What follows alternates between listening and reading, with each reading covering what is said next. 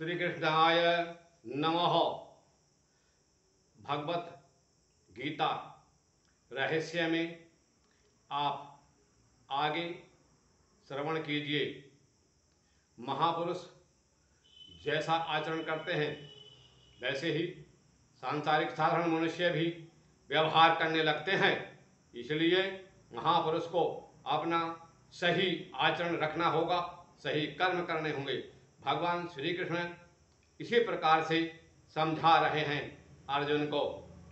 ये तीसरा अध्याय चल रहा है। तीसरे अध्याय में भगवान श्री कृष्ण ने कर्मयोग के संबंध में वर्णन किया है, समझाया है।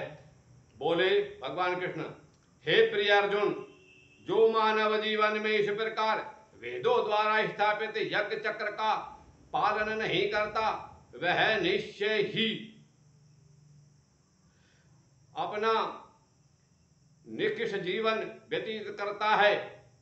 ऐसा व्यक्ति केवल इंद्रियों की संतुष्टि के लिए व्यर्थ ही जीवित रहता है, किंतु जो व्यक्ति आत्मा में ही आनंद लेता है तथा जिसका जीवन आत्म साक्षात्कार युक्त है और जो अपने में ही पूर्णतया संतुष्ट रहता है, उसके लिए कुछ करणीय यानी कर्तव्य नहीं होता।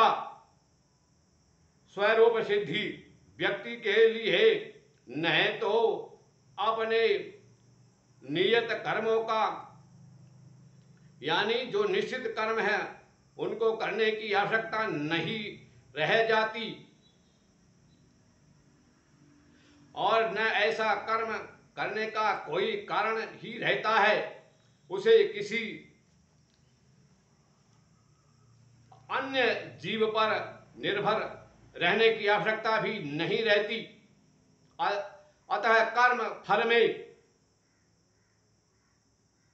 आसक्त हुए बिना मनुष्य को अपना कर्तव्य निरंतर करते रहना चाहिए, क्योंकि अनासक्त होकर कर्म करने से उसे परब्रह्म की प्राप्ति होती है। जनक जैसे राजाओं ने केवल नियत कर्मों की परंपरा पूरी करने से ही सिद्धि प्राप्त की। अतः सामान्य जनों को शिक्षित करने की दृष्टि से तुम्हें कर्म करना चाहिए। महापुरुष जो जो आचरण करता है सामान्य व्यक्ति उसी का अनुसरण करते हैं। वह अपने सभी प्रकार के यानी जो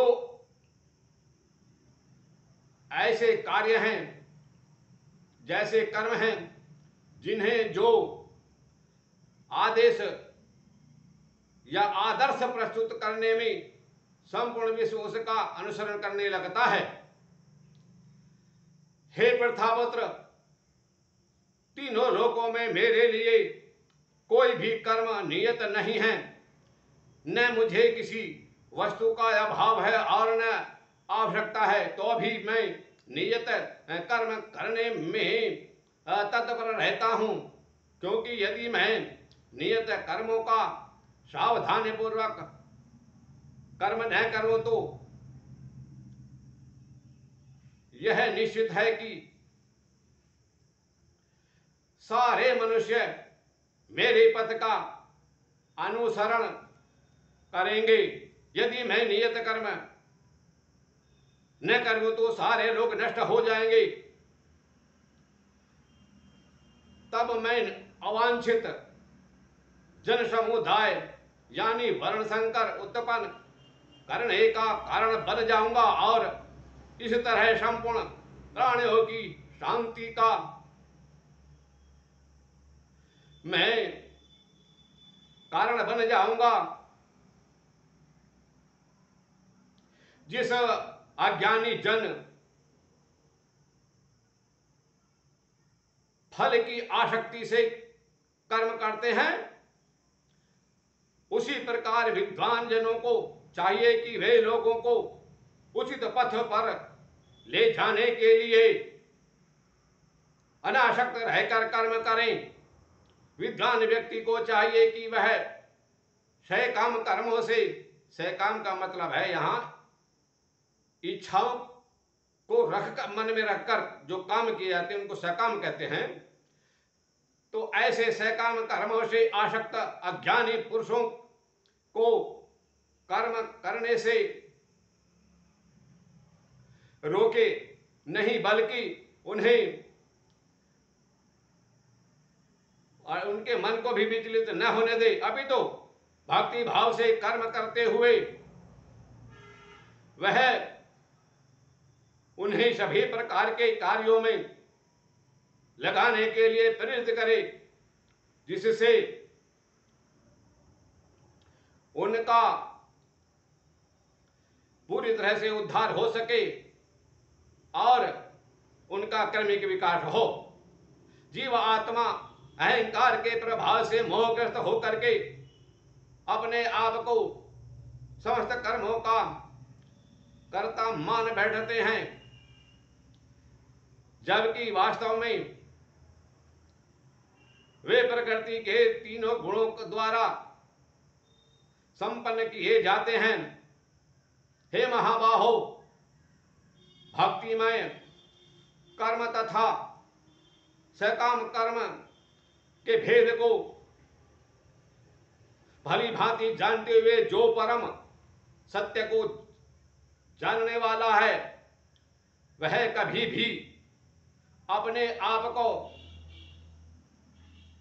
इंद्रियों से तथा इंद्रिय तृप्ति में नहीं लगता, अर्थात वह स्वयं भी नहीं लगता और दूसरों को भी नहीं लगाता। माया के गुणों से मोहग्रस्त होने पर अज्ञानी पुरुष पूर्णतया भौतिक कार्यों से, यानी जो सांसारिक कार्य हैं उनमें संलग्न रहकर उनमें आसक्त हो जाते हैं। यद्यपि उनके ये कार्य उनमें ज्ञान भाव के कारण अधम होते हैं, यानी निम्न श्रेणी के होते हैं, किंतु ज्ञानी को चाहिए कि उन्हें वह विचलित न करे। इस प्रकार आपने ये गीता का आज रहस्य श्रवण किया। इससे आगे का आप वर्णन बाद में श्रवण करेंगे। ओम जय सच्चिदानंद, जय श्री कृष्ण।